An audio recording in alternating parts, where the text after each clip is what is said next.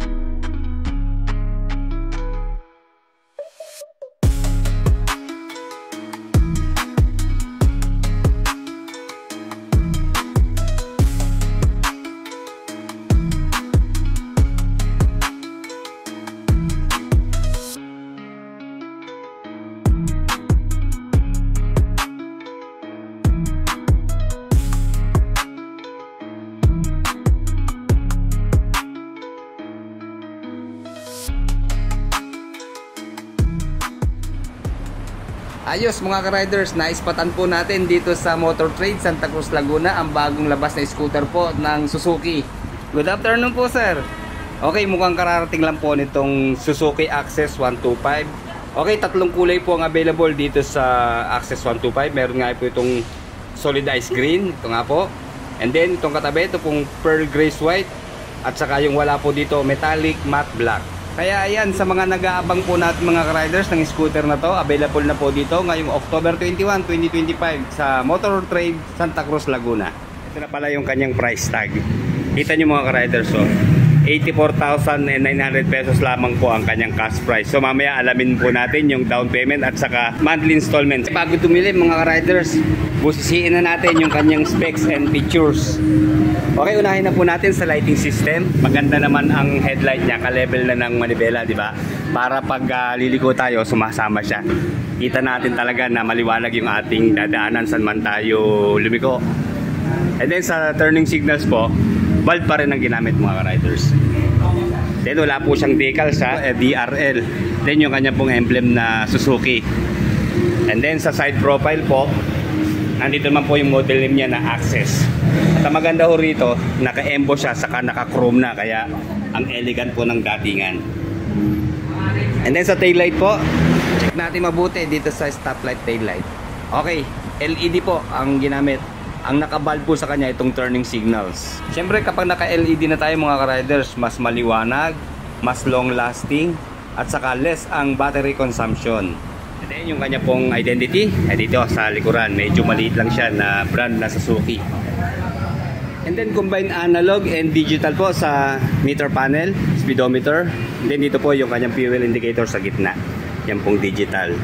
And then yung mga indicators po ng high beam, low beam sign, turning signals, and then check engine sign.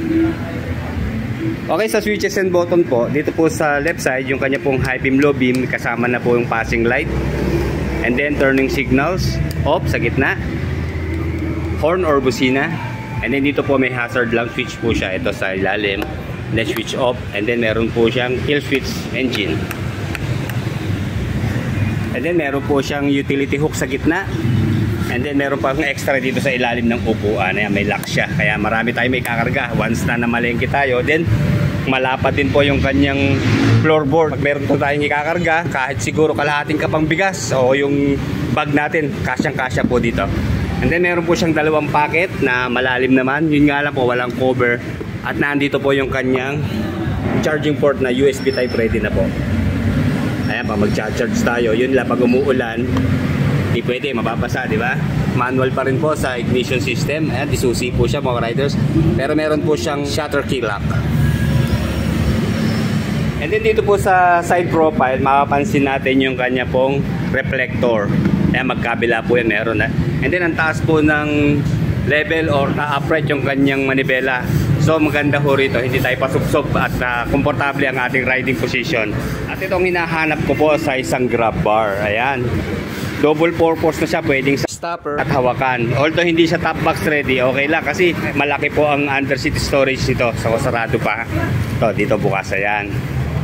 O, kita nyo, ang lapad po ng U-Box. Pasok na pasok yung kanilang previous na helmet. At ang maganda rito, yung previous na helmet, kakulay niya mga ka-riders. So, terno-terno, di ba?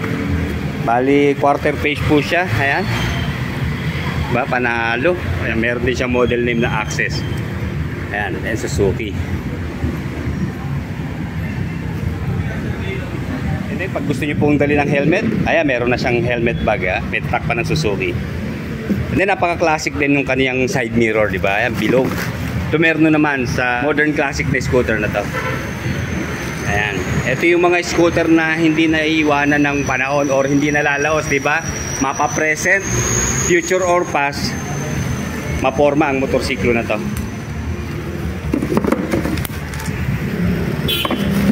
Ayan po ha, meron siya kasamang basic tools. Ayan, may organizer din oh. Meron tayong lalagyan dito natin lalagay ang ating basic tools syempre para hindi na pakalat-kalat. Sisingit natin dyan. Then pag mga documents pwede rin natin singit dito. Kapote, motorcycle cover, pasok na pasok dyan mga riders. Pero yung pong mga malalaking sizes na helmet, XL o large, tingin ko hindi po fit dito ha. Pero dun lang po talaga fit sa kanilang mga giveaways na helmet. And then dito po sa vintage na upuan, ayan, one tone lang po siya, ayan, kulay brown, single stitch sa tabi. Maganda po itong gantong klaseng seat cover, makapal, matibay.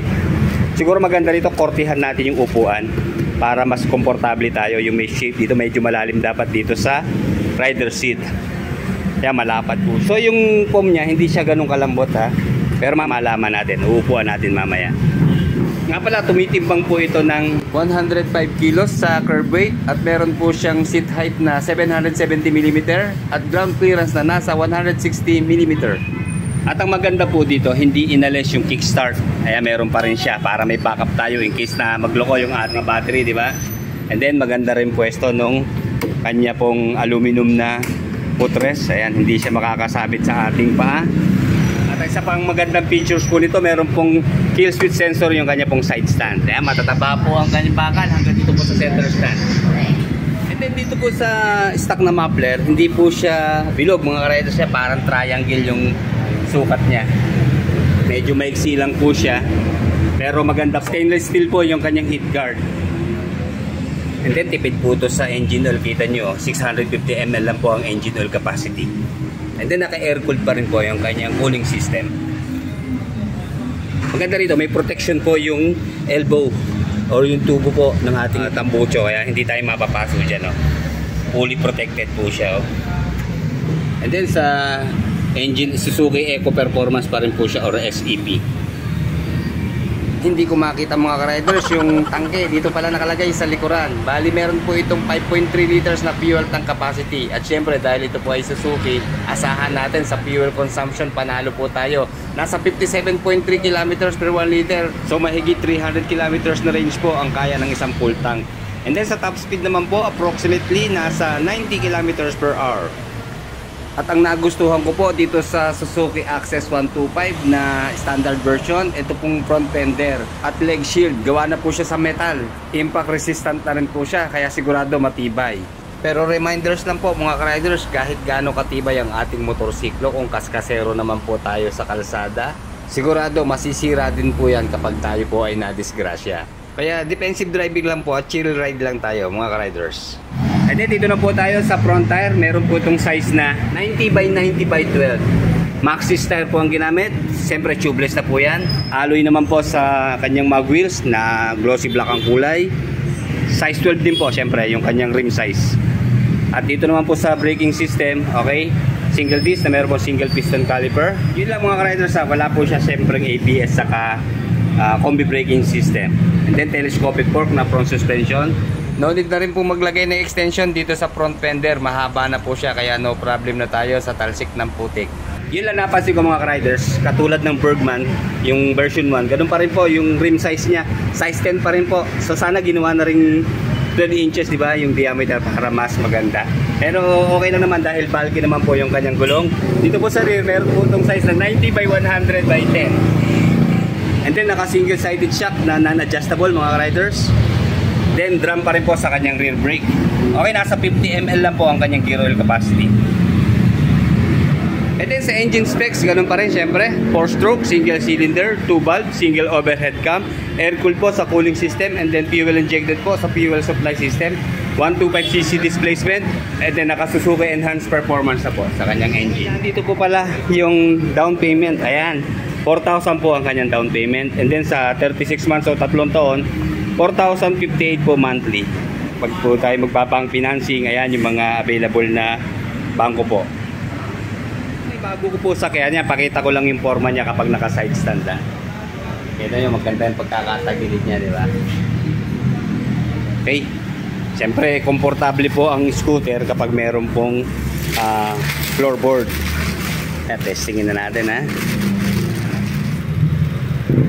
Ayan, kagaya ng sabi ko po, kahit 5'8 tayo, ha? Dahil sa lapad po ng kanyang upuan, ayan, nakatiyad po tayo. Pwede naman ilapat ang isa, medyo angat naman yung kabila pa. Pero syempre pag tumatakbo naman tayo, hindi naman natin kailangan na nakaside ang pa eh. Okay, yan, nagustuhan ko yung floorboard niya. Talagang ang laki ng distansya, ang lapad. Ayan, hindi na natin kailangan maglagay po ng rubber matting kasi yung mismo pong floorboard niya, magaspang na, kakapit na sa sapatos natin. Basta lagi po tayo magsapatos mga riders, ha. Ayan, kita nyo, kompleto naman siya, may pocket, pero ang layo pa rin ng distansya sa ating tuhod, oh. Makakagalaw ng ayos yung ating mga tuhod. At sigurado hindi ho tatama sa atin itong ating manibela kasi ang taas po, naka-upright yung kanyang manibela. Ayan, kita nyo, oh. Meron pang 1 inch na clearance. Okay, hindi na tayo yuyuko ng yuyuko kasi kayo ang taas na ng kanyang panel, oh. Almost level na sa view natin, di ba? Sa pag magmamaneho tayo, konting sulyap lang, nakita na natin kung ano maging problema man na ating motorsiklo. Wala ang gasolina or nag-check engine sign, mapapansin agad natin. Sa brake naman po na drum, malakas din naman mga riders. Ito maganda rito, madali siya i-adjust kasi nga po drum brake lang siya. And then may park brake lock po siya nakasama dito sa rear brake, oh. Full press lang natin and then lock natin, unlock, ayan, isang press lang po. And then check po natin yung kanya pong front brake na disc. Okay, dito po malambot yung kanyang preno sa harap pero malakas. So hindi tayo basta-basta mapapaigtad at komportable nga po yung preno. And then dito po sa shock naman, okay, ayun, bumabounce ng ayos yung kanya pong shock absorber, malambot mga riders. Nakatahimik siya, oh. Kahit single sided shock lang po, panalo sa rear shock po mga riders.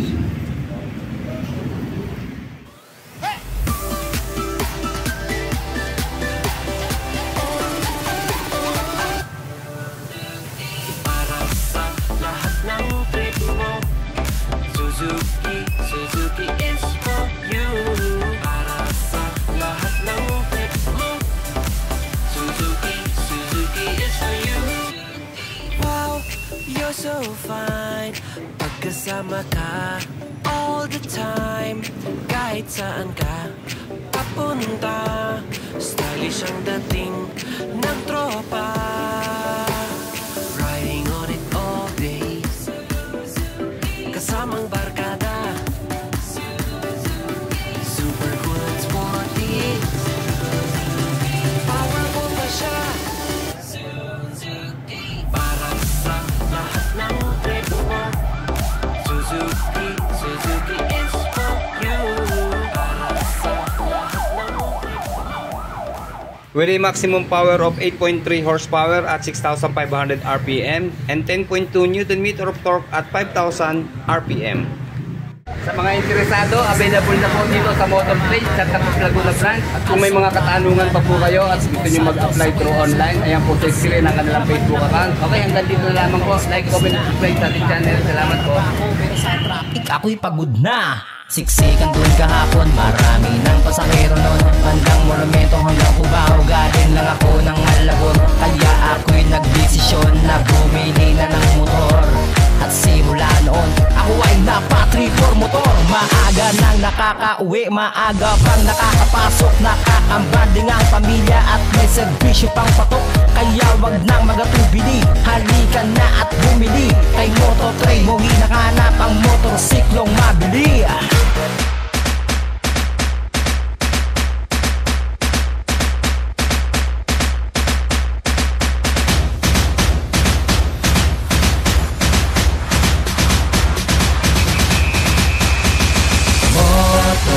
Dali ka na dito, motor ay garantisado, walang sakit sa ulo. Mototrade ang motorsiklo mo, ang serbisyo mo sa amin ay laging sigurado. Mototrade, dali ka na dito, motor ay garantisado, walang sakit sa ulo.